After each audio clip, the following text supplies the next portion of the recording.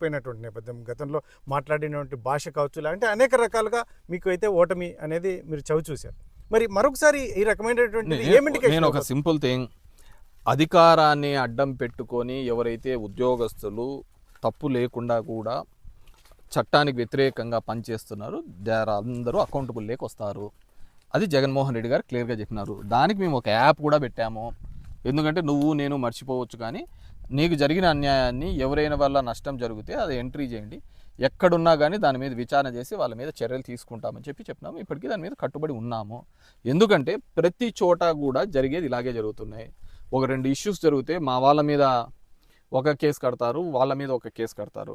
వాళ్ళు ఇది ఏమి చేసినా కానీ వాళ్ళ మీద సార్ గత ప్రభుత్వంలో కూడా ఇలాగే జరిగిందని చెప్పి కదా సార్ కూటమి నాయకులు కూడా పెద్ద ఎత్తున నిరసనలు చేశారు.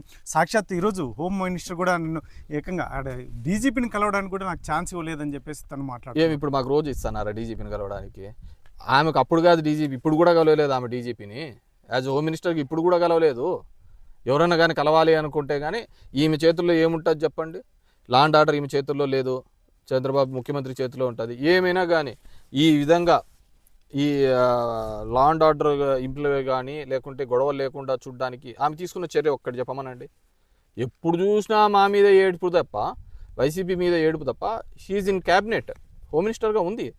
క్యాబినెట్లో హోమ్ మినిస్టర్గా ఉన్నప్పుడు తీసుకోవాల్సిన చర్యల గురించి మాట్లాడకుండా ఈ రాష్ట్రంలో శాంతి భద్రతలు ఏ విధంగా కాపాడాలి, ఏ విధమైన రిఫార్మ్స్ తీసుకొని వస్తున్నాం, వీటి గురించి మాట్లాడకుండా మా మీద పడి ఏడుస్తే ఏముంటుంది? మా మీద